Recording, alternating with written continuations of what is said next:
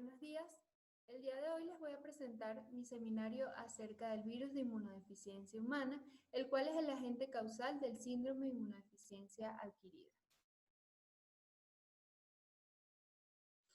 Para comenzar, les voy a hablar un poco acerca de la historia y la evolución de la enfermedad.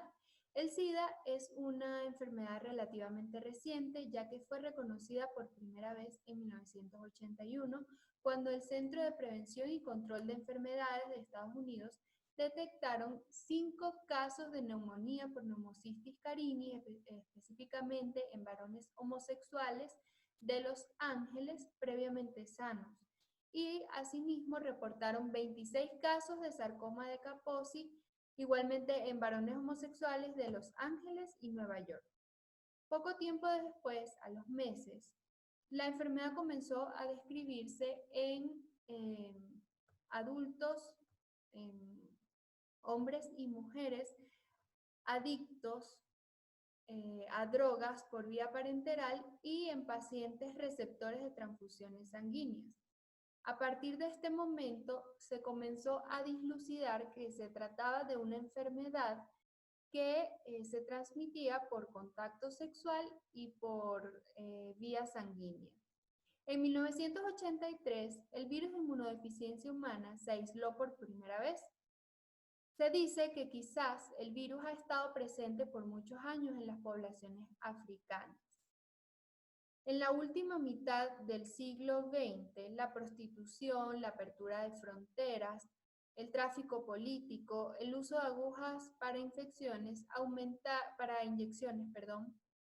aumentaron significativamente, y es posible que estos factores hayan contribuido a que se diseminara la epidemia.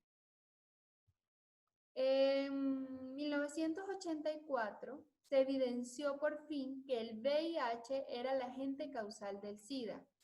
Se ha admitido a los primates como el origen del virus, sin embargo, no se conoce cómo se hizo el salto de especie. Algunas investigaciones sostienen la hipótesis de que pudo deberse a mutaciones adaptativas o a reorganización genética del virus diferentes cepas. ¿Okay? En 1985 se desarrolló la prueba diagnóstica de ELISA, la cual les voy a mencionar más adelante.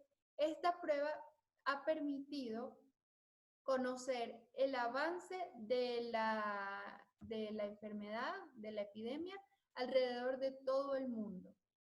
El abrumador crecimiento de la pandemia ha generado una explosión de investigaciones en el campo de la virología, del VIH y investigaciones en cuanto al tratamiento, diagnóstico y prevención de la enfermedad, así como también el tratamiento de infecciones oportunistas y el desarrollo de vacunas contra el virus. Entonces, el gran flujo de información que existe actualmente y que se continúa investigando constantemente, pues hace que los médicos, hacen prácticamente imposible que los médicos se mantengan al día con toda la información médica que hay. Por lo tanto, deben mantenerse en constante actualización.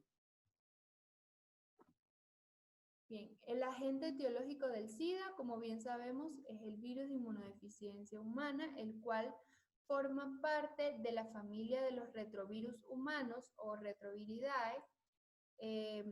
Este nombre de retro significa literalmente que va hacia atrás, debido a que su transcripción es inversa a la que ya conocemos. Y el virus pertenece a la subfamilia de lentivirus. Esta palabra proviene de la palabra pausado, ya que su periodo de incubación es muy lento. Hay dos tipos de VIH. Está el VIH-1 y el VIH-2. El VIH-1 es la causa más frecuente de infección en el mundo y el VIH-2 tiene una relación filogenética más estrecha con el virus de inmunodeficiencia del simio. Es decir, su origen y desarrollo evolutivo está más relacionado con este virus. Ambos son infecciones zoonóticas, es decir, que se transmiten entre animales y humanos. El origen del virus de inmunodeficiencia 1 está más estrechamente relacionado con esta clase de chimpancés, que es el Pantroglodites troglodites, y el VIH-2 está más estrechamente relacionado con los mangabeys ennegrecidos, que es este que vemos acá, en donde se ha visto la presencia del virus de inmunodeficiencia del simio. Ok, les voy a hablar un poco acerca de la epidemiología, las estadísticas mundiales al cierre del 2018. Esta información la extraje de la página oficial de la ONU-SIDA, es la última publicación en cuanto a estadísticas mundiales, es del año 2019. Entonces, a pesar de las numerosas investigaciones que hay en cuanto al diagnóstico, tratamiento y prevención del virus, millones de adultos y niños continúan siendo infectados a lo largo de todo el mundo. Sin embargo, gracias al tratamiento antirretroviral, se ha convertido en un problema de salud pública crónico, llevadero, para aquellas personas que reciben un tratamiento adecuado, ¿ok?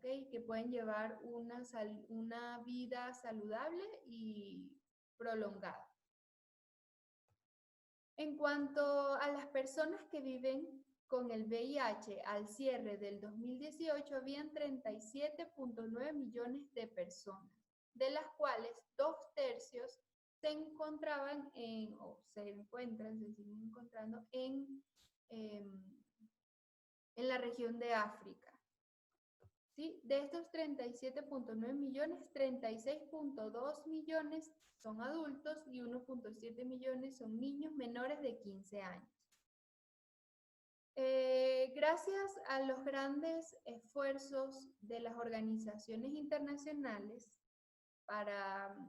con respecto al tratamiento antirretroviral, el 62% de los infectados tuvieron acceso al cierre de este año, y de las mujeres embarazadas, el 82% recibían tratamiento antirretroviral. Esto es realmente significativo, ya que impide o disminuye significativamente el riesgo de transmisión vertical, es decir, de madre a hijo. Al cierre del 2018 hubo 1.7 millones de personas con nuevas infecciones por el VIH. Desde el 2010 esta cifra ha disminuido en un 16%, ya que en este año hubo 2.1 millones de nuevas infecciones. Y desde el pico alcanzado en 1997, las nuevas infecciones se han reducido en un 40%. En cuanto a las muertes relacionadas con el SIDA, en total, desde que se produjo la epidemia, han habido 32 millones de muertes. Al cierre del 2018 hubo alrededor de 770.000 personas fallecidas a causa de esta enfermedad, y desde el 2010 la mortalidad ha disminuido en un 33%, ya que en este año hubo 1.2 millones de muertes. Y desde el 2004, desde el pico alcanzado en el 2004, la tasa de mortalidad se ha reducido en más de un 56%.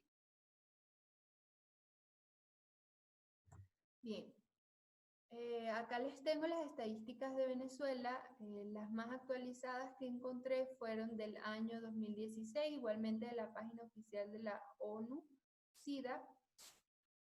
Las personas que vivían con el VIH al cierre de este año, 2016, habían 120.000 personas que vivían con el VIH y solo el 61% estaban accediendo a la terapia antirretroviral. De las madres embarazadas, solo el 48% recibían el tratamiento. En cuanto a las nuevas infecciones, hubo 6.500 nuevas infecciones al cierre de este año y desde el 2010 las nuevas infecciones por VIH han aumentado en un 24%. En cuanto a las muertes relacionadas con el SIDA, hubo 2.500 fallecidos. Desde el 2010 las muertes han disminuido en un 8%. Entonces, desde 1999, el Ministerio de Salud ha proporcionado terapia antirretroviral gratuita a todas las personas infectadas y se han realizado esfuerzos para ampliar los programas de prevención y tratamiento. Sin embargo, no es raro decir que en los últimos años, debido al clima económico y a la situación política, el proceso se ha detenido y ha habido escasez de medicamentos antirretrovirales. Bien. Ok, en cuanto a la transmisión del VIH, se puede transmitir a través de contacto sexual por vía vaginal, anal u oral, por contacto con una persona infectada, ¿verdad? Se puede transmitir a través de exposición parenteral a sangre u otros fluidos infectados, transfusiones sanguíneas y uso compartido de agujas, y a través de transmisión vertical, que sería madre a hijo, por vía transplacentaria, a través del parto y a través de la lactancia. De estas tres, la más problemática es la situación del parto. ¿Okay? No se contagia a través de sudor, vómito, heces u orina. Aquí tengo un error en la diapositiva. Es solo sudor, vómito, heces u orina. No se contagia a través de esos fluidos. Bien, en cuanto a los factores que aumentan el riesgo de transmisión laboral, está la profundidad de la lesión. A mayor profundidad, mayor riesgo de transmisión, la presencia de sangre visible en el instrumental que produjo la exposición, una herida con dispositivo que ha estado dentro de una vena o arteria del paciente, falta de tratamiento retroviral después de la exposición, y otro factor de riesgo es si la fuente está en la etapa avanzada de la enfermedad o en la etapa aguda. Ya vamos a hablar de esto un poco más adelante. Bien. Vamos a hablar un punto muy importante para nosotros, que es la profilaxis post-exposición. La exposición, una exposición accidental es todo contacto no deseado con un fluido potencialmente infectante a través de vía parenteral, a través de membranas mucosas, como puede ser boca, ojos, vagina o recto, y a través de piel no intacta. La exposición accidental puede ser de dos tipos: ocupacional, que es toda exposición a fluidos potencialmente infectantes dentro del ámbito laboral, y la exposición accidental no ocupacional, que se refiere a la exposición fuera del ámbito laboral. Vamos a hablar de cada una de ellas. En cuanto a la exposición o transmisión ocupacional, existen diversos escenarios. Primero, con sangre o fluido contaminado del paciente VIH positivo. Otro escenario es con sangre o fluido con fuente desconocida. Y por último, con sangre o fluido de paciente fuente que sea VIH negativo. Entonces, ¿qué pasa? Los dos primeros son considerados de alto riesgo, obviamente el primero por ser VIH positivo y el segundo por ser fuente desconocida. Se debe recibir profilaxis post-exposición en estos dos casos, y en el caso de fuente desconocida, se debe realizar exámenes serológicos a la persona fuente, al paciente, ¿verdad? Hasta que, o sea, para determinar si es VIH negativo o es positivo. En el caso de que sea negativo, se suspende la profilaxis post-exposición.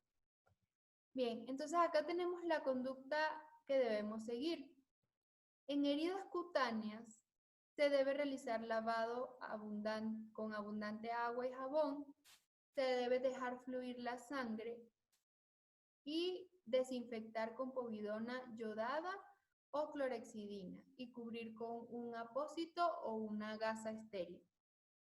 Y asistir inmediatamente a un centro de salud. Okay.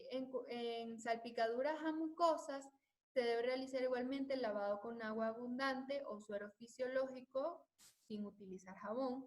No aplicar agentes cáusticos como el hipoclorito de sodio y no se debe exprimir la zona para no inducir hiperemia, ya que esto puede aumentar el riesgo de transmisión. Y igualmente asistir inmediatamente a un centro de salud. Entonces, existen distintos factores que determinan o aumentan la posibilidad de infección frente a un accidente ocupacional.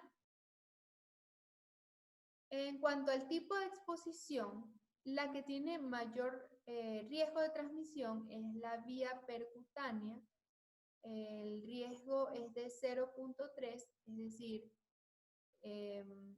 sí, es de 0.3. Y bueno, seguido de la exposición mucosa, que el riesgo es de 0.09, y piel no intacta. En cuanto al tipo de material utilizado, la aguja hueca es la que tiene mayor riesgo de transmisión que la aguja maciza o el bisturí.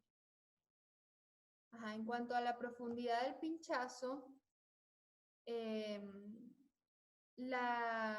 la inoculación accidental superficial, erosión, la profundidad intermedia, que ya hay aparición de sangre, y la inoculación accidental profunda. De estas, la que mayor riesgo tiene es la profundidad, la inoculación profunda, perdón.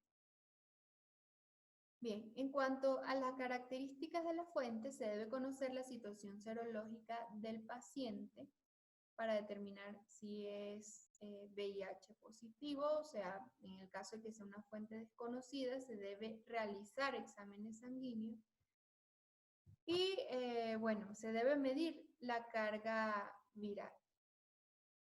Si es un paciente que se encuentra en la etapa aguda de la enfermedad o en la etapa avanzada, en estas fases hay mayor concentración del virus en sangre, por lo tanto hay mayor riesgo de transmisión. Y también otro factor es el tipo de fluido. Por supuesto, el fluido al cual nosotros estamos expuestos es la sangre. Sin embargo, acá les tengo este cuadrito que señala cuáles son los fluidos que son definitivamente infecciosos, que son la sangre, el semen, las secreciones o fluidos vaginales, los líquidos que son potencialmente infecciosos, que son el líquido cefalorraquídeo, el líquido pleural, sinovial, del pericardio, peritoneal, amniótico y la leche materna, y los líquidos que no son infecciosos, como ya les dije, heces, orina, lágrimas, saliva, esputo y vómitos. Entonces, bueno. Bien. Con respecto ya al inicio de la profilaxis post-exposición ocupacional, las recomendaciones son las siguientes. Se debe iniciar en las primeras 2 horas, preferiblemente en las primeras 24 horas y no puede sobrepasar las 72 horas de ocurrido el hecho.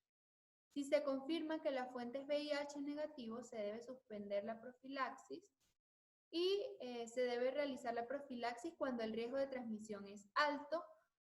Cuando el riesgo no es alto, se debe valorar individualmente cada caso, y cuando el riesgo es despreciable o nulo, simplemente no se recomienda. Entonces tenemos acá este cuadro que lo extraje de una guía de profilaxis por exposición del GESIDA 2015. Acá vemos la recomendación según el tipo de exposición y según el tipo de fluido al que se ha estado expuesto. Bien, entonces en cuanto al tipo de exposición percutánea, se debe realizar profilaxis por exposición si se estuvo en contacto con sangre, independientemente del riesgo, si es un riesgo alto o no es alto. Como les dije, esto depende de los factores que les señalé acá anteriormente. ¿Ok? Entonces, si el contacto se hizo con otros fluidos corporales que no son infectantes, obviamente no se recomienda la profilaxis. Si el tipo de exposición es a través de mucosas y el tipo de fluido es sangre o líquido que contiene sangre, se debe valorar individualmente. Sin embargo, por lo general se recomienda realizar la profilaxis. Esto depende del riesgo, ¿no? Y si es a través de mucosas por contacto de otros líquidos corporales no infecciosos, no se recomienda la profilaxis. Si el tipo de exposición es a través de piel de alto riesgo, es decir, piel no intacta, y el tipo de fluido es sangre o líquidos que contienen sangre, se valora individualmente, pero por lo general se recomienda la profilaxis. Bien, ahora en cuanto a la exposición o transmisión no ocupacional, el riesgo de transmisión es similar al de la exposición ocupacional. Sin embargo, acá hay dificultad para conocer el paciente fuente, ¿okay? Y el paciente a través del cual se produce la transmisión. Bien, entonces vemos en este cuadro los distintos tipos de exposición no ocupacional y sus riesgos estimados de transmisión del VIH. Vemos que la transmisión de sangre directa tiene un riesgo sumamente alto, y acá vemos los distintos tipos de contacto sexual que hay y los distintos riesgos estimados. Pinchazo percutáneo con aguja, compartir material de inyección y exposición a mucosa. ¿Ok? En relaciones sexuales se produce macro y microabrasiones de las mucosas. A través de estas abrasiones es que se produce la transmisión del virus. La relación sexual que tiene mayor riesgo es la relación anal, ya que el epitelio de la mucosa del recto es más delgado y esto lo hace más susceptible a la ruptura mecánica. Bien, igualmente para la exposición no ocupacional existen distintos factores que determinan la posibilidad de infección.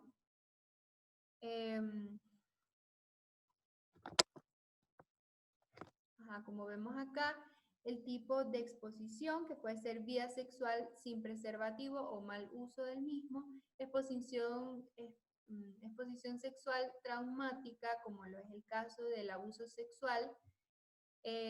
Existe mayor riesgo cuando se produce sangrado o menstruación. Otros tipos de exposición son pinchazo percutáneo, material de inyección compartido y exposición de mucosa. Otro factor de riesgo es las características de la fuente. como les digo, con frecuencia en la exposición no ocupacional no se conoce el estado de la fuente respecto del VIH. Sin embargo, pues se debe tratar de recolectar la mayor información posible de si se conoce la fuente. ¿Ok? Otros factores relacionados con el individuo expuesto: hay mayor riesgo de transmisión si hay sangrado, si hay presencia de otras enfermedades de transmisión sexual o si hay presencia de ulceraciones sangrantes. En cuanto a la cantidad del virus en el inóculo, como ya les dije, hay mayor riesgo de transmisión cuando la fuente, el paciente fuente, se encuentra en una etapa avanzada sin tratamiento antirretroviral o en la infección aguda. Y también hay mayor riesgo de transmisión cuando la fuente tiene presencia de sangrado o alguna otra enfermedad de transmisión sexual. Bien, el otro factor de riesgo, por supuesto, es el tipo de fluido al que se está expuesto, siendo estos los más infecciosos, que son sangre, semen y secreciones o fluidos vaginales. Bien, acá vemos el riesgo estimado de infección por VIH tras diferentes tipos de exposición parenteral. Ya les dije que la que más tiene riesgo es el contacto sexual. Acá están otros tipos de riesgos, de exposiciones, como compartir jeringuillas o agujas usadas y pinchazos profundos con abundante sangrado. Esto tiene un riesgo alto, considerable. En riesgo bajo está pinchazo superficial y contacto con mucosas. Y riesgo mínimo están compartir restos de material de inyección, como lo es algodón o filtro, y pinchazo accidental con poco sangrado, con aguja de jeringa de procedencia desconocida. Bien. Acá vemos las recomendaciones del inicio de la profilaxis post-exposición no ocupacional. Acá hay un error. Ok, entonces se debe iniciar lo antes posible, antes de las 72 horas de ocurrido el hecho. Se debe recabar toda la información posible sobre la persona fuente. En heridas y piel expuesta, igualmente se debe lavar con agua y jabón. Tras pinchazo accidental, no se debe exprimir la zona. Y se debe, por supuesto, buscar asistencia, o sea, asistir a un centro de salud de forma inmediata, antes de las 72 horas. Se debe realizar profilaxis post-exposición cuando el riesgo de transmisión es alto. Cuando el riesgo no es alto, se valora individualmente cada caso. La profilaxis post-exposición no ocupacional debe interrumpirse si se confirma que la persona fuente es VIH negativo y se deben tomar muestras sanguíneas a los 3, 6 y 12 meses. En el caso de mujeres en edad fértil que hayan, pues, se trata de contacto sexual, bien sea que se incluya acá abuso sexual y contacto sexual sin preservativo, se debe solicitar test de embarazo. Ok, entonces vemos acá los tipos de, las recomendaciones en cuanto a los diferentes tipos de exposición. Si se trata de una exposición que tuvo que ver con un contacto sexual, anal o vaginal, compartir jeringuillas o agujas con usuarios de drogas por vía parenteral, pinchazo percutáneo con exposición a sangre u otros fluidos y mordeduras humanas con solución de continuidad en la piel, se debe recomendar la profilaxis post-exposición. ¿Ok? Si es un paciente VIH, o sea, si la exposición o sea, si el paciente fuente es VIH positivo o si es desconocida la fuente. En cuanto a relaciones sexuales orales y exposición de otras mucosas o de piel no intacta, se valora individualmente, sin embargo, igualmente se recomienda la profilaxis. Y cuando se trata de otro tipo de exposición con fluidos no infectantes y exposiciones sobre piel intacta, mordeduras sin rotura de piel, ni sangrado y pinchazos superficiales, no se recomienda la profilaxis. Bien. Ahora, en cuanto al diagnóstico de la infección por el VIH,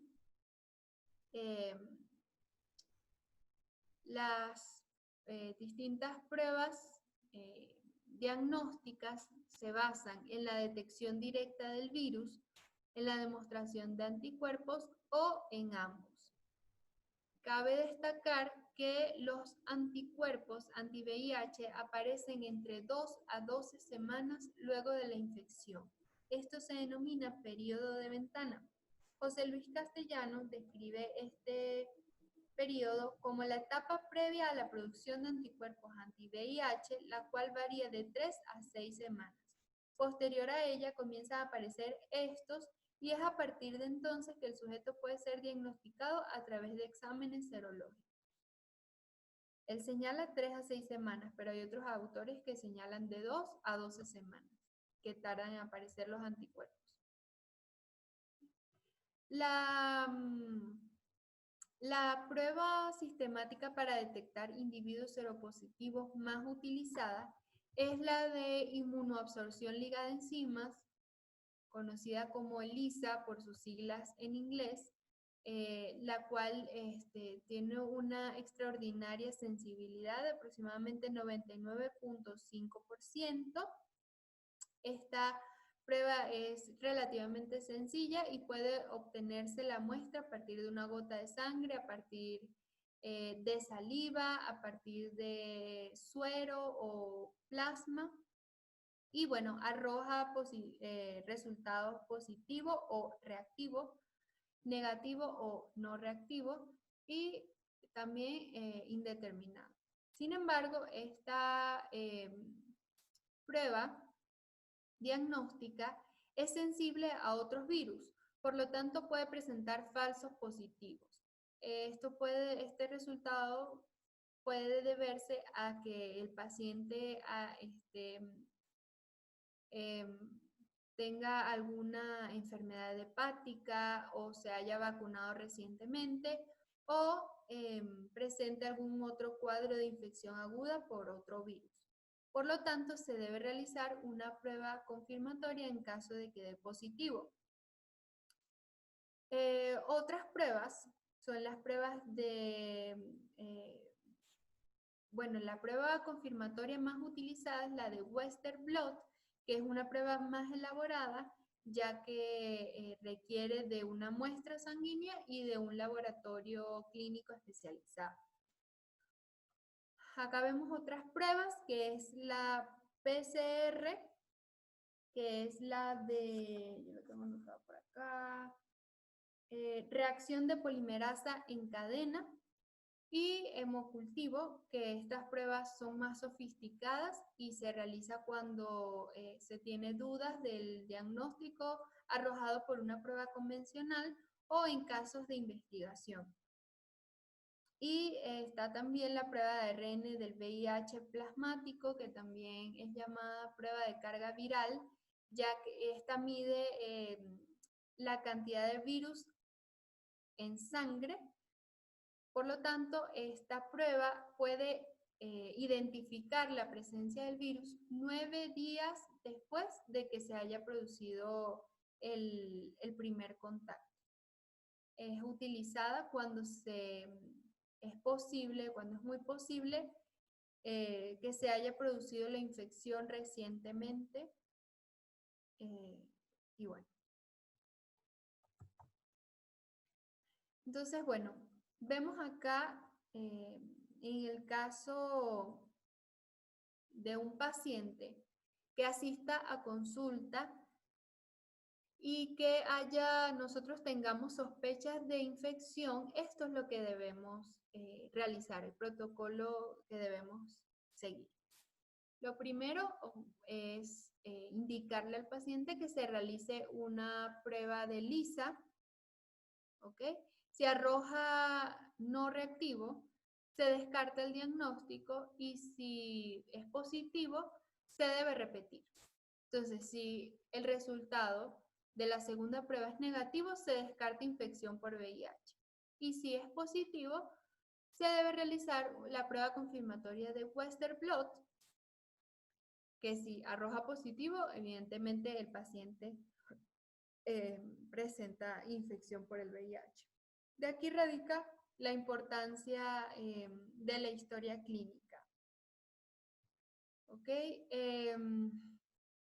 Estas pruebas informan que el sujeto ha estado expuesto al VIH, mas no indica el estado de la infección. Actualmente se recomiendan dos pruebas rápidas, les dije las dos pruebas de ELISA secuenciales y la confirmación con carga viral, que es la que les dije anteriormente, en lugar de Western blot. Esto depende del protocolo de elección pues, de cada equipo médico.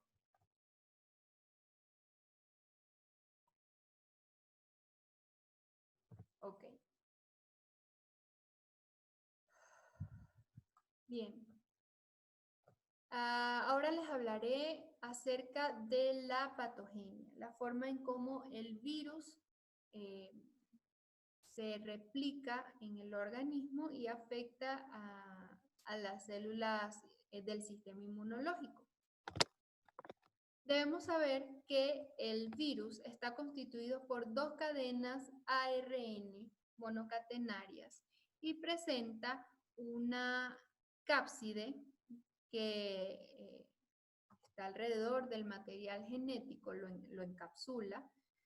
Está una segunda capa que es la matriz, que es esta blanquita que vemos acá, y una tercera capa que es una bicapa lipídica externa, ¿sí? En donde se ubican las proteínas, glicoproteína interna GP41, que es esta que vemos acá, y la glicoproteína externa GP120.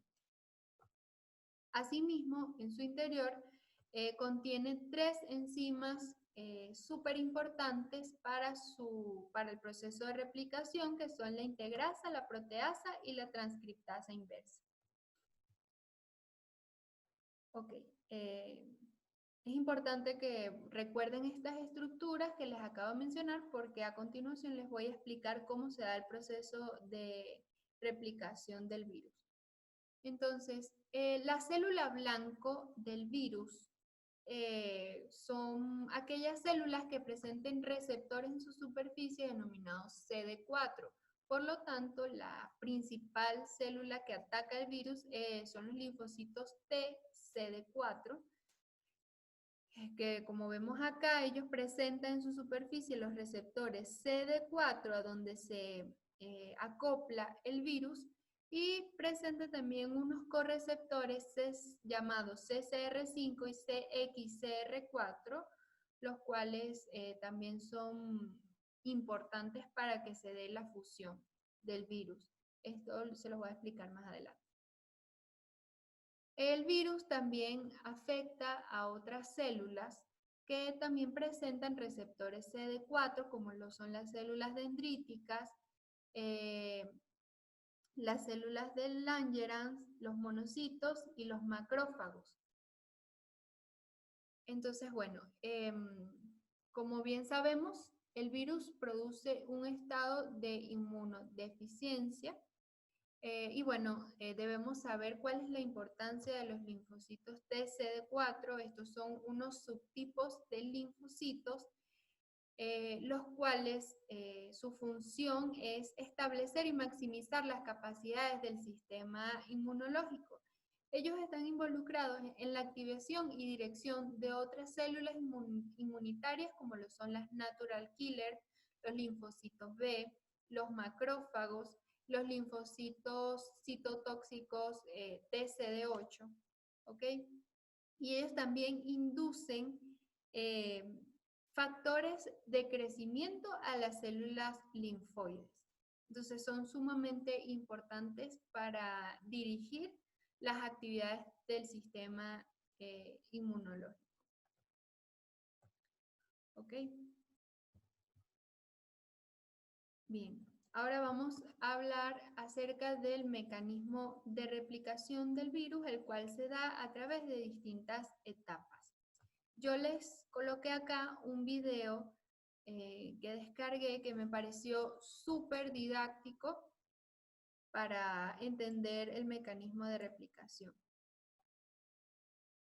Claro, es muy largo, lo voy a colocar solo en la parte de la replicación.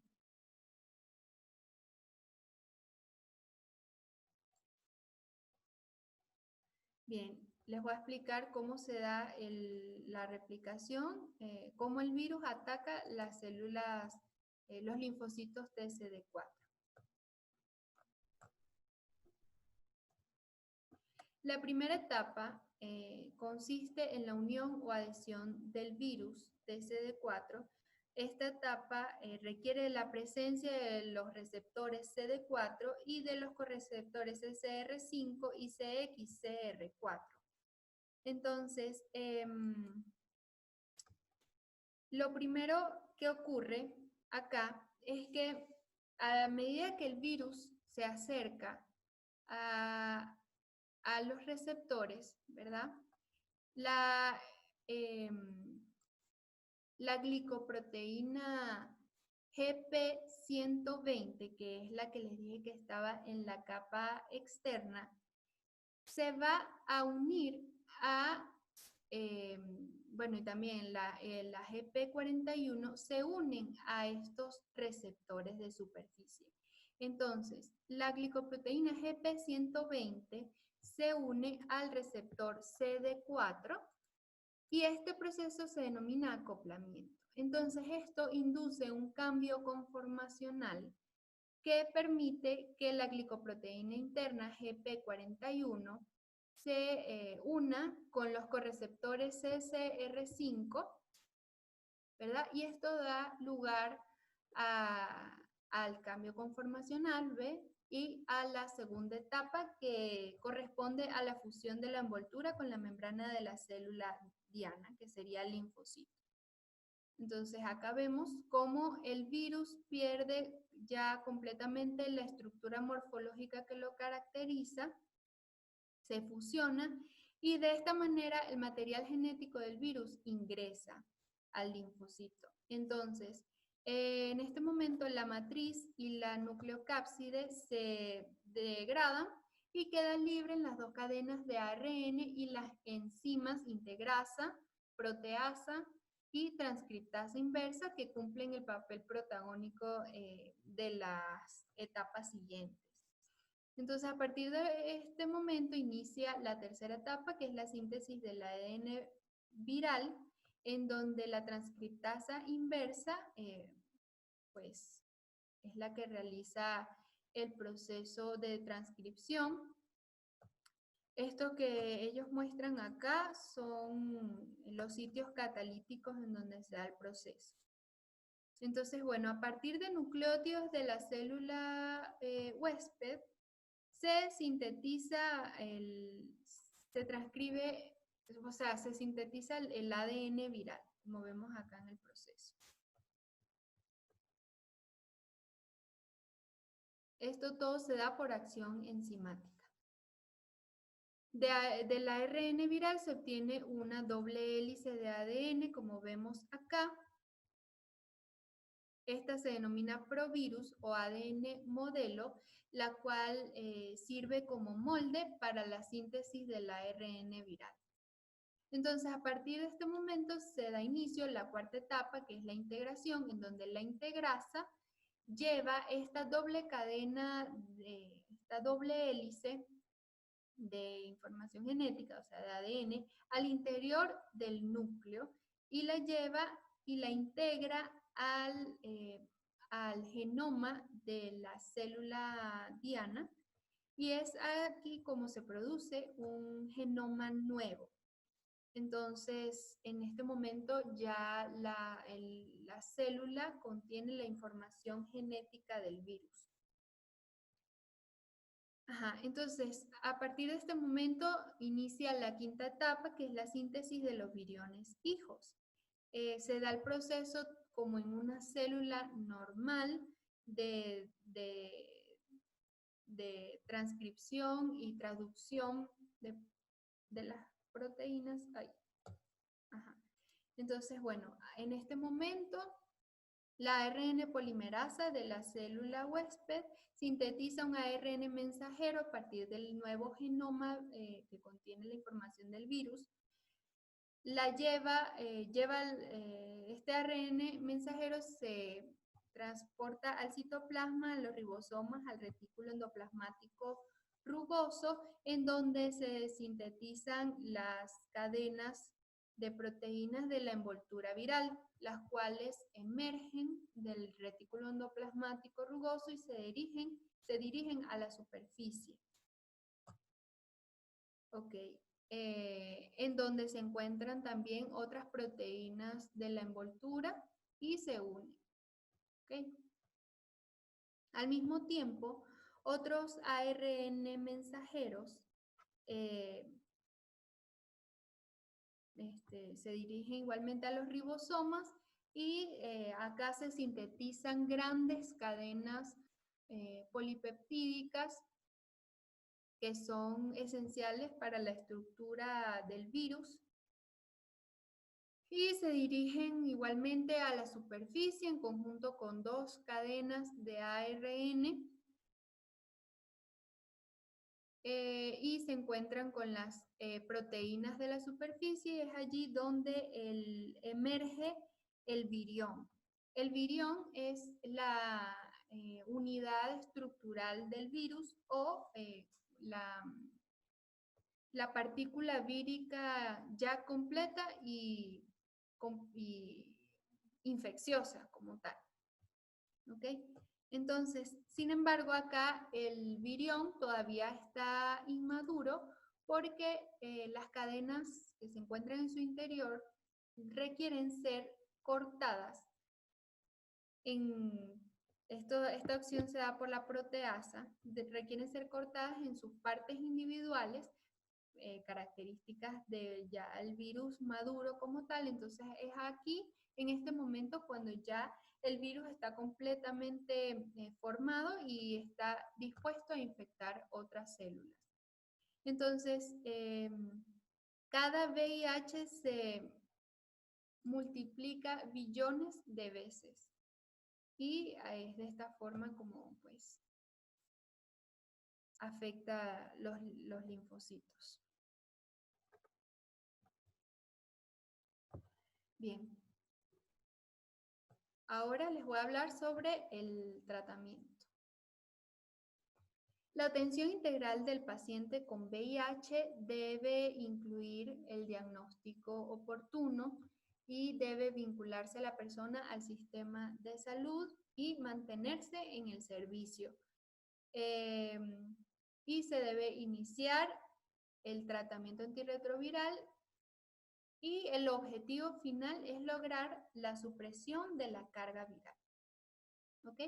El tratamiento consiste en una politerapia, es decir, en el uso de varios fármacos antirretrovirales. Esta terapia se denomina tratamiento o terapia antirretroviral de gran actividad, conocida como TARGA. ¿Ok? La OMS y la ONU tienen los objetivos de eliminar la epidemia de SIDA en el 2030. Entonces, existen numerosos tipos de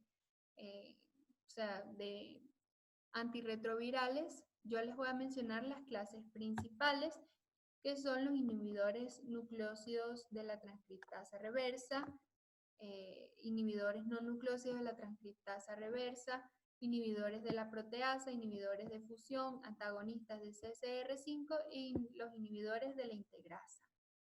Ellos llevan su nombre, pues obviamente por su mecanismo de acción. Los antirretrovirales no son efectivos por separado.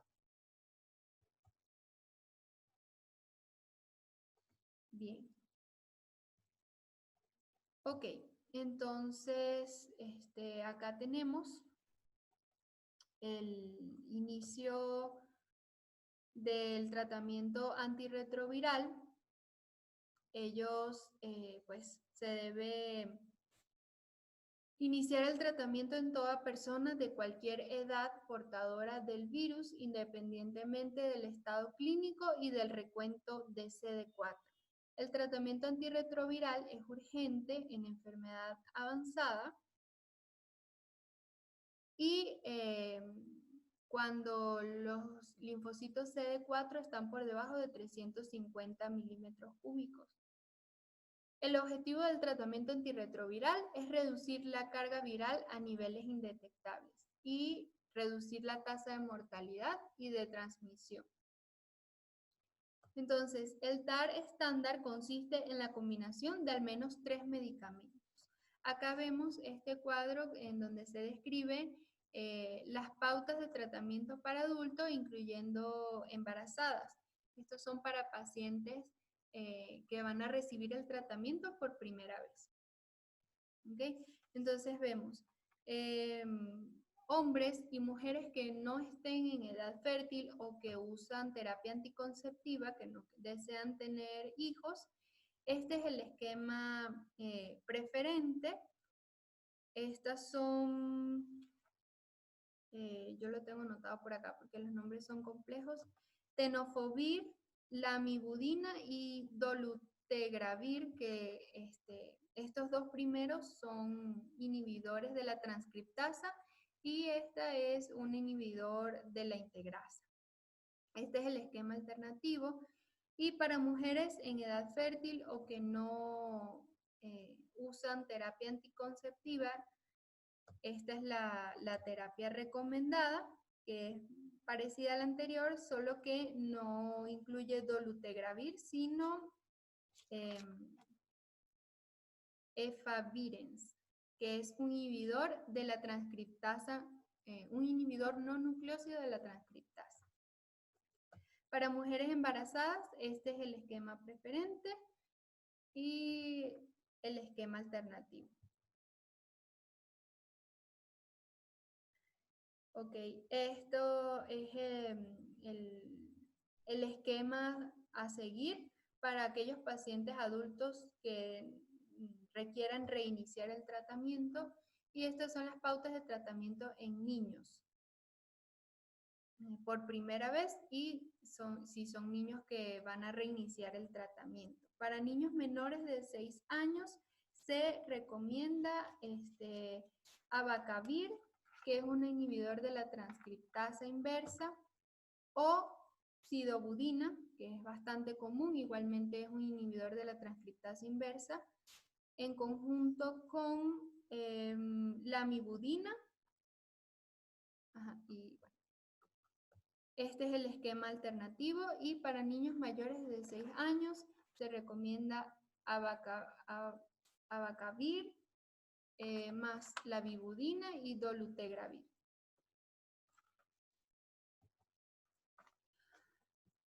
Este es el esquema para el tratamiento en casos de profilaxis post-exposición, tanto ocupacional como no ocupacional. Cuando es una exposición de tipo riesgo bajo, se recomienda tenofovir, que es un inhibidor de la transcriptasa, y lamivudina. Y cuando el riesgo de exposición es alto, el riesgo de transmisión, perdón, es alto, se recomienda estos dos anteriores que nombré, y también dolutegravir, que es un inhibidor de la integrasa. Entonces, las normas del Servicio de Salud Pública de Estados Unidos recomiendan realizar la profilaxis durante 4 semanas. Okay. Bueno, estos son los esquemas y presentaciones tanto para adultos y como para niños, los esquemas que ya les nombré, las dosis y la posología, que por lo general en adultos viene en cápsulas, todos los tratamientos. Y en niños, pues en solución oral, y vemos que la dosis va a depender pues de la edad del niño y también del peso. Acá vemos para neonatos menores a 4 semanas, niños mayor o igual a 3 meses, para profilaxis postnatal y etapa neonatal, niños de 14 días a 12 meses, y bueno, el cuadro realmente es muy grande, no lo coloqué completo acá, pero él continúa con el peso, que de niños de 10 kilos, de 20 kilos, así sucesivamente. Para que vean que el tratamiento está bastante estructurado, esto lo saqué de una guía de tratamiento antirretroviral de aquí de Venezuela, en donde muestra pues las recomendaciones de la Organización Mundial de la Salud y de la ONU. Ok. Bien, aquí vemos las manifestaciones clínicas. Perdón. Ajá. Ok. La infección o la enfermedad del virus de inmunodeficiencia humana inicia desde el primer momento en que se produce el contagio, ¿ok? Y pues se basa en varios estadios o fases, que son la fase aguda, la fase crónica y la fase de SIDA ya propiamente dicha. Algunos autores no describen la fase crónica como tal, sino que la señalan con otro nombre, que es la fase asintomática. ¿Ok? Ok, entonces la fase aguda, como les digo, inicia con el primer contacto con el virus, y en días no solamente afecta las células expuestas, sino también los ganglios linfáticos. El cuadro agudo es similar al de la mononucleosis infecciosa, que se caracteriza por malestar general, fiebre, adenopatías, dolor de garganta, dolor muscular, sudoración nocturna, náuseas y vómitos. Ok, estos síntomas aparecen entre 2 a 6 semanas después, persisten y luego ceden al momento en el que el cuerpo reacciona con una respuesta inmunológica. Y es importante saber que las pruebas tradicionales diagnósticas dan un resultado negativo, ya que en este periodo no se han producido todavía los anticuerpos que permitan, o sea, ser detectados. ¿Ok? Sin embargo, si se realiza la prueba de carga viral, de conteo de carga viral, sí va a arrojar elevados niveles del virus en sangre, debido a que en esta fase hay una replicación constante del virus. Bien, la fase crónica también es llamada latencia clínica prolongada, debido a que el portador se encuentra asintomático. Sin embargo, existe una multiplicación incesante del virus. Se estima que aproximadamente 1000 a 10.000 viriones al día se producen, y se destruye 100 millones de linfocitos TCD4. Entonces, se estima que la aparición del SIDA se desarrolla entre 5 a 10 años si la persona no recibe tratamiento. La etapa sintomática temprana, cuando el individuo ya presenta menos de 400 linfocitos TCD4 por milímetro cúbico, un individuo sano se estima que tiene de 600 a 800 linfocitos TCD4 por milímetro cúbico. Entonces, esta etapa sintomática temprana Consiste en adenopatía, sudoración, bajo peso, candidiasis bucal, fiebre, malestar general y diarrea. Conforme disminuye la cifra de linfocitos, se mantienen estos síntomas que les acabo de mencionar y además aparecen erupciones cutáneas, mialgia, artralgia, cefalea, neuropatía y también manifestaciones bucales. Bien, la etapa del SIDA, que sería la etapa avanzada, no significa que sea la etapa terminal, porque gracias al tratamiento antirretroviral, estos pacientes pueden aún pues, continuar. O sea, se puede alargar esta etapa. Ok, ya la etapa de SIDA es cuando los pacientes ya tienen menos de 200 linfocitos de CD4 por milímetro cúbico. Acá ya hay un deterioro notorio del sistema inmunológico, entonces por lo tanto estos pacientes son más susceptibles a infecciones oportunistas por microorganismos como Pneumocystis jirovecii, tuberculosis, infección por citomegalovirus, neoplasias malignas, entre otras. También hay un incremento de enfermedades no relacionadas, como enfermedades cardiovasculares, renales o hepáticas. Y sin tratamiento antirretroviral, estos pacientes no sobreviven más de 3 años.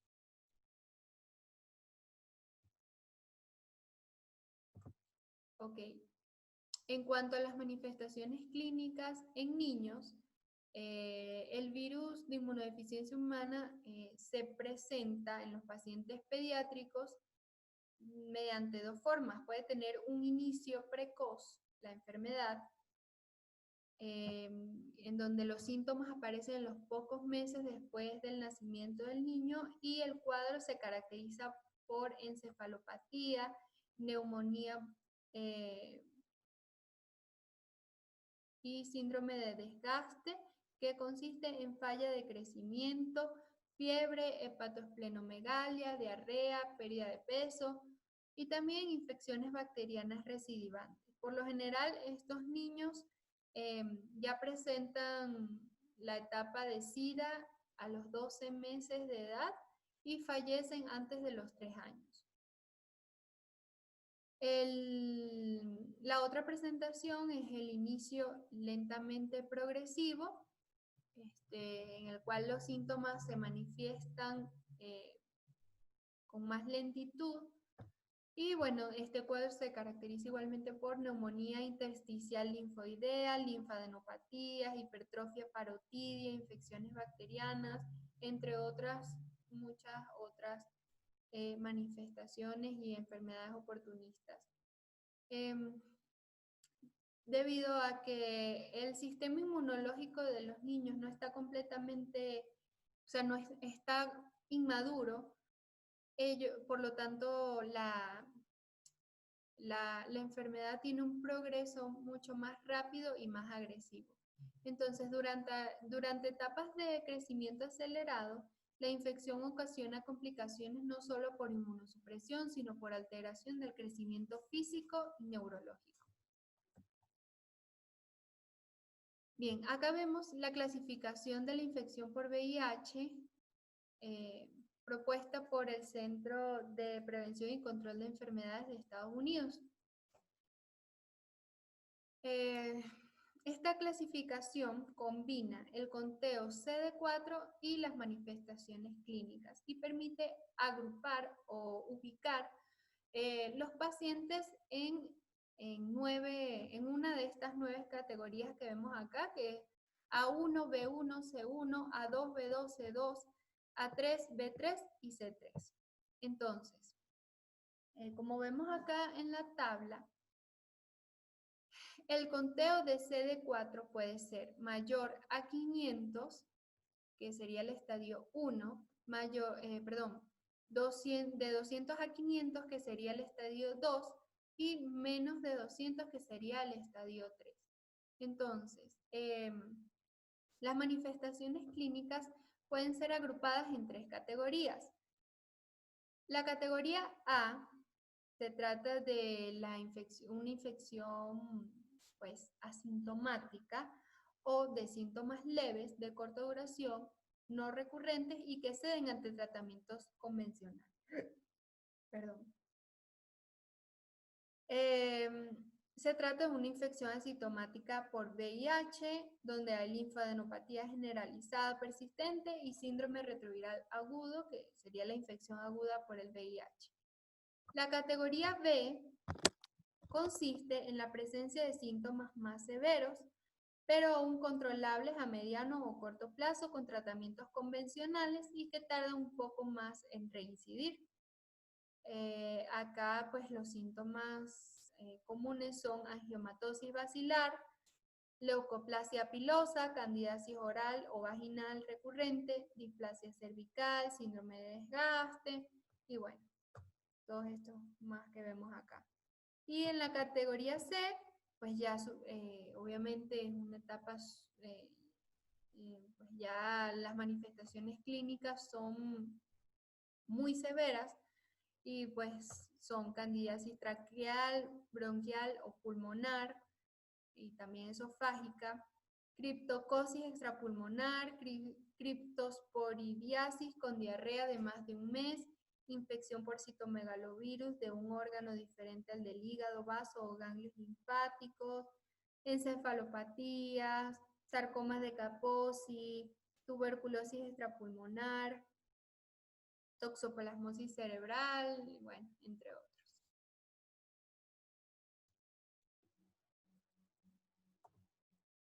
Ok, vamos a hablar de las manifestaciones bucales, las cuales son muy comunes en pacientes con infección por el VIH. Estas están presentes en el 50% de las personas con VIH y en 80% con aquellos que ya padecen el SIDA. Pueden estar presentes en cualquier etapa, como les digo, pero principalmente cuando hay el conteo de linfocitos menor a 200 células CD4 por mililitro, perdón.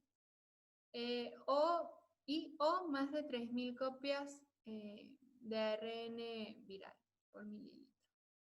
Entonces, José Luis Castellano describe que las manifestaciones o las patologías bucales asociadas con el VIH pueden clasificarse en infecciosas, que puede ser por hongos, virus, bacterias o parásitos, neoplasias, que pueden ser sarcoma de Kaposi, linfoma no Hodgkin, inmunológicas como estomatitis necrotizante, estomatitis aptosa recurrente y otras como enfermedades de la parótida, nutricionales, serostomía y bueno, también están por efectos adversos de los antirretrovirales. Cabe destacar que no existe una patología exclusiva, o sea, sí, una patología exclusiva del VIH. Más sin embargo, todas estas que les nombré están muy estrechamente asociadas o vinculadas con este virus. Entonces, bueno, en los años 80 se postuló una clasificación de las lesiones orales en pacientes adultos con infección por VIH y esta clasificación sigue teniendo vigencia y agrupa las manifestaciones bucales en tres. El grupo 1 consiste en las lesiones fuertemente asociadas a infección por VIH, en donde se encuentra la candidiasis, la leucoplasia pilosa, sarcoma de Kaposi, linfoma no Hodgkin, enfermedad periodontal, como la periodontitis gingivitis ulceronecrosante y el eritema gingival lineal. Dentro del grupo 2 se ubican las lesiones menos comúnmente asociadas a infección por VIH, donde se encuentran las infecciones bacterianas atípicas, pigmentaciones melánicas, patología de glándula salival, como serostomía y aumento del volumen de las glándulas, infecciones virales como del virus de papiloma humano, virus del herpes simple, virus de varicela zoster, úlceras inespecíficas. Y el grupo 3 ya son lesiones que no son comúnmente vistas, pero sin embargo han sido percibidas en pacientes con infección por VIH como enfermedad por arañazo de gato, reacciones a medicamentos, infecciones por hongos distintos a Candida infecciones virales por citomegalovirus, alteraciones neurológicas como la neuralgia del trigémino. Entonces, esta clasificación en el 2009 fue revisada y actualizada por la Alianza de Investigación Oral por VIH-Sida, se llama así, que es la OARA.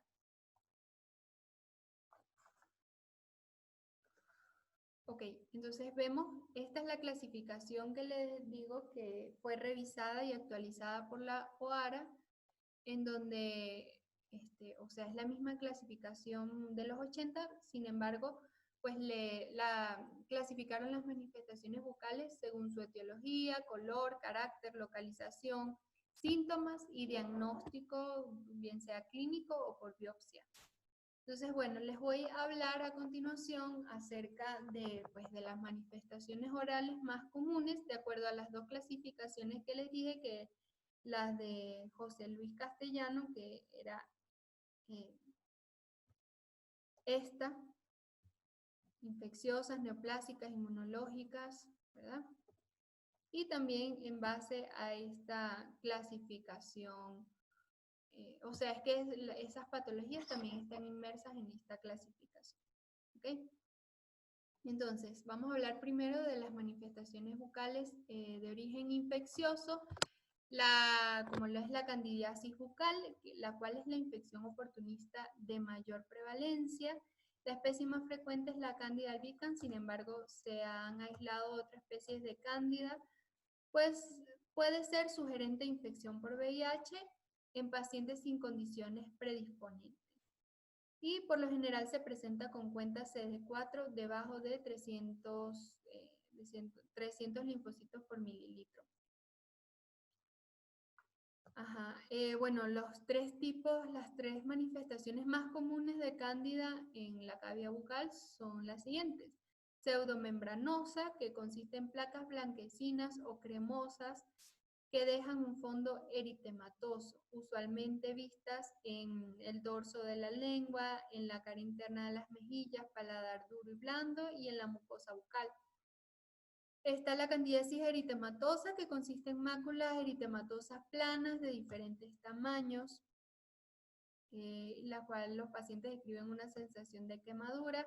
Son usualmente vistas en el dorso de la lengua y en el paladar duro y blando. La queilitis angular, obviamente se encuentra en las comisuras labiales y puede manifestarse como eritema, úlcera o fisura. Son dolorosas y pueden ser uni o bilaterales. Está la leucoplasia vellosa, que se da en pacientes inmunosuprimidos, no necesariamente solo los pacientes con VIH, sino también pues, pacientes con otras, o sea, con inmunosupresión como tal. Es producida por el virus de Epstein-Barr. Consiste en una lesión hiperplásica benigna blanquecina, una placa corrugada que no se desprende al raspado. Usualmente se encuentra en los bordes laterales de la lengua, es asintomática y no requiere terapia. Sin embargo, a menudo se encuentra infectada por Candida albicans, por lo tanto, pues, puede biopsiarse. Ajá. Otra manifestación bucal de origen infeccioso es el virus de varicela zoster y el virus del herpes simple. El virus de varicela zoster es un marcador de la progresión de la infección por VIH. Cuando se afecta alguna rama del trigémino se puede presentar alteraciones bucales que van desde dolor dental hasta erupciones ulcerativas que se detienen en la línea media, y las lesiones presentan distribución unilateral. Está el virus del herpes simple, que no es un indicador diagnóstico del VIH, pero pues, está relacionado con no está relacionado con el recuento de linfocitos de CD4. Sin embargo, pues él se manifiesta cuando hay casos de inmunosupresión. En pacientes con VIH, la persistencia de lesiones puede ser prolongada. Vemos acá también el virus del papiloma humano, En la mucosa bucal se asocia a distintas entidades clínicas como lesiones de tipo benigno, hiperplásicas o verrucosas, hasta lesiones de aspecto carcinomatoso. La importancia de su estudio radica en su potencial rol en la patogénesis de tumores malignos. Y las lesiones más relevantes dentro de las manifestaciones orales provocadas por el virus del papiloma humano en pacientes con VIH-Sida son el papiloma de células escamosas, como vemos acá en la primera imagen, el condiloma acuminado, acá, y bueno, la verruga oral. Ajá. En cuanto a las manifestaciones bucales neoplásicas, la más común es el sarcoma de Kaposi. Es la más frecuente en pacientes con SIDA cuando la cuenta de CD4 es menor a 100 células por mililitro. Su etiología está asociada al virus del herpes tipo 8. Las lesiones inicialmente tienden a ser planas y asintomáticas, de rojo a púrpura, como vemos acá en el paladar duro, una lesión violácea plana. Y bueno, después ellas proliferan. Esta es una lesión angioproliferativa, y bueno, que es usualmente vista en paladar, encía y dorso lingual. Ocurre en el 40-60% de los pacientes con SIDA y el tratamiento antirretroviral puede estabilizarlo o reducirlo. Y se ha usado quimioterapia, radioterapia y excisión quirúrgica para el tratamiento. Para su diagnóstico se requiere biopsia. Acá vemos, les coloqué las lesiones de sarcoma de Kaposi también vistas en piel, que son muy frecuentes, y pues nosotros debemos también estar debemos tener presente cómo se manifiestan estas lesiones y estar al tanto de los pacientes que presenten estas manifestaciones. Otra neoplasia común es el linfoma no Hodgkin, es la segunda neoplasia más frecuente en pacientes con VIH. Pertenece a un grupo heterogéneo de desórdenes linfoproliferativos de células B, T o natural killer. El linfoma no Hodgkin se presenta como masa de tejido blando con o sin ulceraciones y necrosis tisular. Se ubica en la mucosa gingival, palatina y alveolar y las amígdalas tonsilares, y cuando se presenta como una tumoración, sus bordes son elevados, abollonados, anfractuosos y firmes, como vemos acá en esta imagen. Para su diagnóstico se requiere biopsia. En cuanto a las manifestaciones bucales inmunológicas, está la estomatitis úlcero-necrosante. La gingivitis úlcero-necrosante consiste en la destrucción y necrosis del tejido gingival de una o más papilas interdentales con ulceración, halitosis y sangrado espontáneo. Y la periodontitis úlcero-necrosante, igual que la gingivitis, pero incluye destrucción y necrosis del periodonto de inserción. Su evolución es aguda y rápidamente progresiva, y la frecuencia depende del nivel de CD4 y afecciones periodontales preexistentes. Su diagnóstico se basa en el examen clínico. Bien, otra es la estomatitis aftosa recurrente, que son las aftas, y las úlceras inespecíficas. En pacientes con VIH es notorio un aumento en la frecuencia y gravedad de estas lesiones. Las aftas son aquellas úlceras con historia previa de la condición, tienen una predilección por la mucosa móvil, son circulares u ovales, un borde eritematoso y son dolorosas. Las úlceras inespecíficas son similares a las aftas, sin embargo, estas no carecen de historia recurrente y su diagnóstico se realiza por exclusión con otras. Son comunes en paladar blando y orofaringe. Son idiopáticas y de resolución espontánea. Se debe disminuir la ingesta de alimentos ácidos y salados. Sin embargo, deben biopsiarse para identificar si existe la presencia de otros virus como citomegalovirus, herpesvirus, etc. Bueno, acá vemos este cuadro de José Luis Castellano en cuanto al tratamiento de las lesiones ulcerativas en los pacientes con VIH. Para todas las lesiones ulcerativas, el manejo sintomático es el mismo, con analgésicos, protectores de mucosa, antihistamínicos y pueden utilizarse también anestésicos tópicos.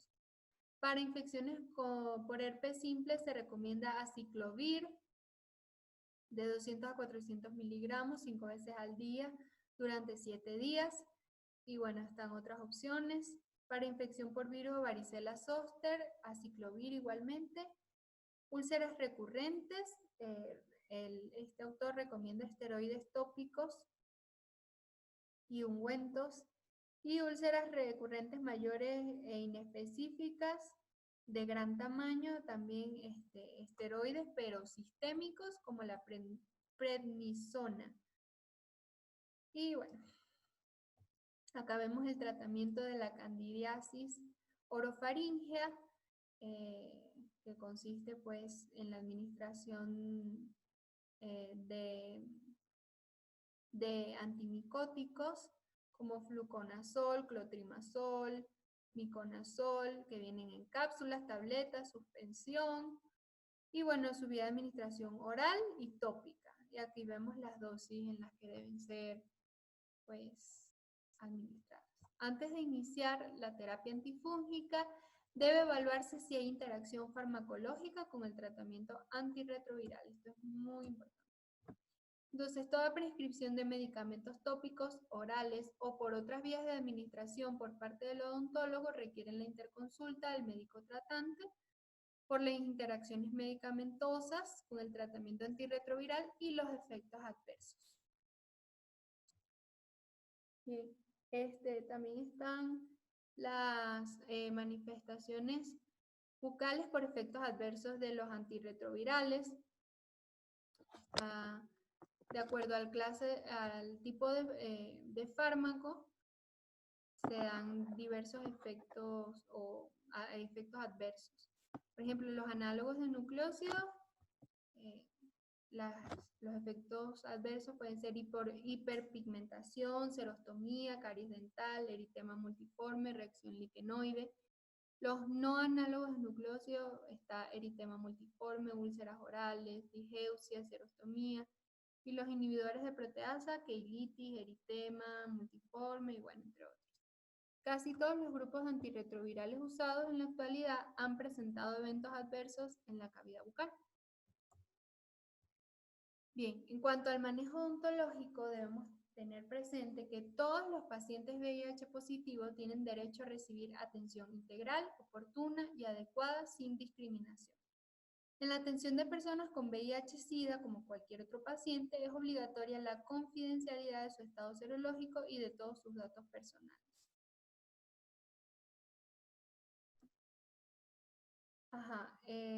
Bueno. Todos los pacientes deben considerarse potencialmente infecciosos, por lo tanto debe incrementarse el nivel de seguridad, de bioseguridad, utilizando guantes, tapabocas, gorros, lentes, bata, esterilizar los instrumentos muy bien, respetar las normas para manipular los objetos punzocortantes, se debe realizar una historia clínica completa, y mantener una interconsulta con el médico tratante.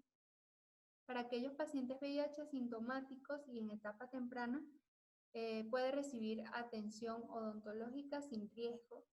Y aquellos que ya presentan linfopenia, trombocitopenia, que puede ser ocasionada por el tratamiento antirretroviral, o deterioro sistémico grave, ellos tienen ya un mayor riesgo de sangrado o infección. Por lo tanto, el tratamiento pues, debe ser cauteloso. Los pacientes con SIDA con una cuenta de CD4 menor a 200 son más susceptibles a infecciones oportunistas. Por eso debemos tener presente estos aspectos al momento de tratarlos. Bueno, además está decir que el material punzocortante se debe descartar en envases rígidos con el logo de riesgo biológico Y las agujas desechables no se deben reencapuchar directamente con la mano, con el fin de prevenir el riesgo de punción accidental.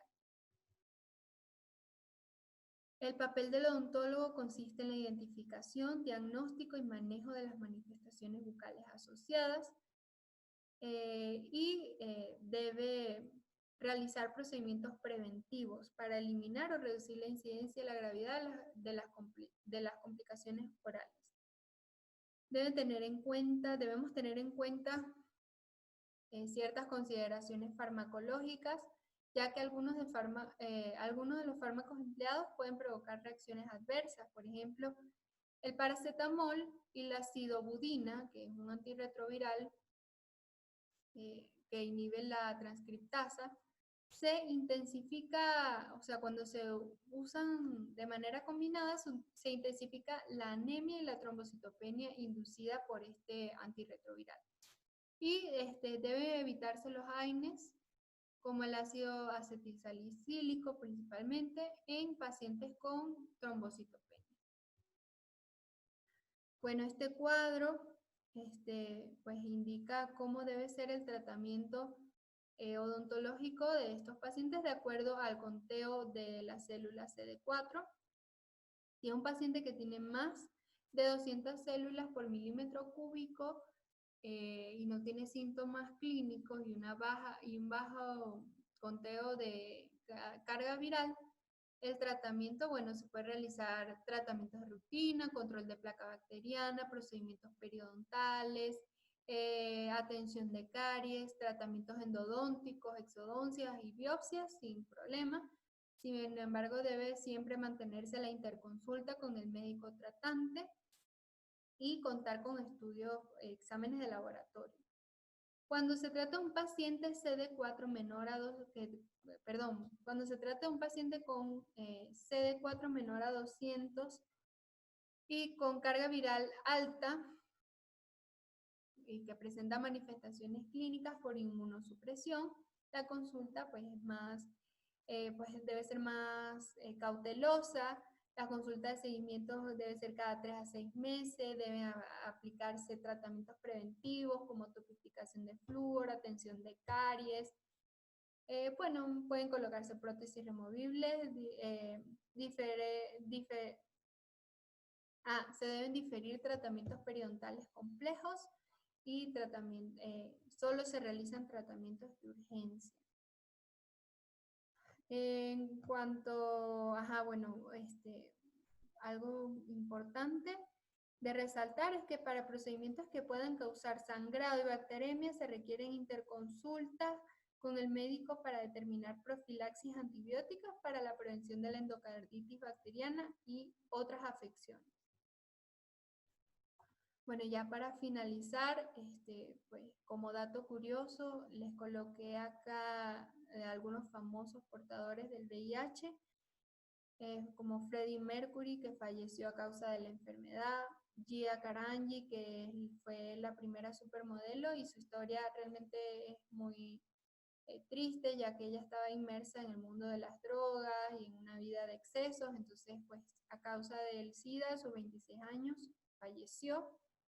También el ex senador Thomas Dane de Estados Unidos, bueno, actualmente es portador del VIH, pero con el tratamiento antirretroviral lleva una vida normal.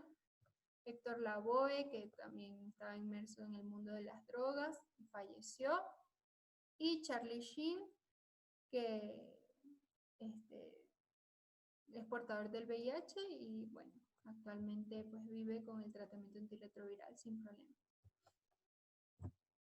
Ok, para concluir, en cuanto a la importancia odontológica, pues el conocimiento de las distintas manifestaciones clínicas, los síntomas y las lesiones orales es fundamental para realizar un buen diagnóstico y un tratamiento oportuno en los pacientes con VIH-Sida.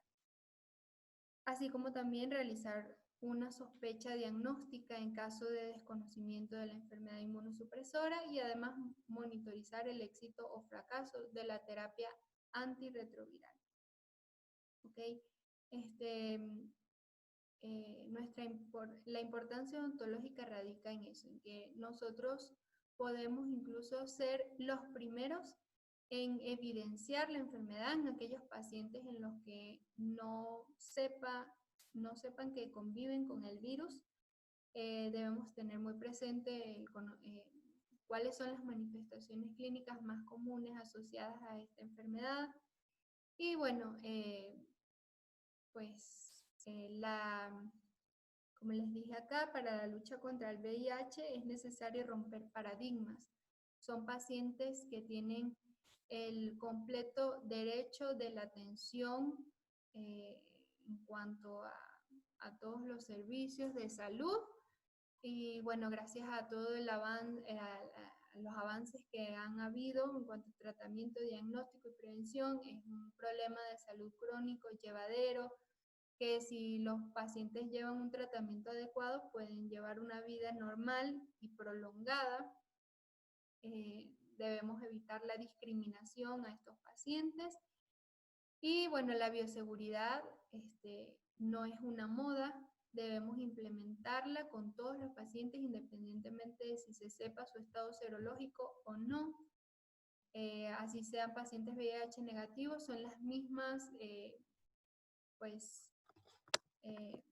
las mismas condiciones de bioseguridad. Por eso coloqué esta frase de ámate, cuídate, protégete, que es muy utilizada pues para estos tipos de campañas. Y, o sea, por lo mismo que debemos protegernos al máximo, ya que todo paciente es infeccioso hasta que se demuestre lo contrario. Y bueno, a lo largo de tantas investigaciones que han habido, también han surgido investigaciones para vacunas. Sin embargo, no existen todavía vacunas aprobadas por la FDA, que es la Administración de Alimentos y Medicamentos de Estados Unidos. Entonces, pues bueno, sin más que decir, la mejor vacuna es la prevención. Entonces, bueno, muchas gracias por su atención y espero que les haya gustado el seminario. Estas son las referencias utilizadas.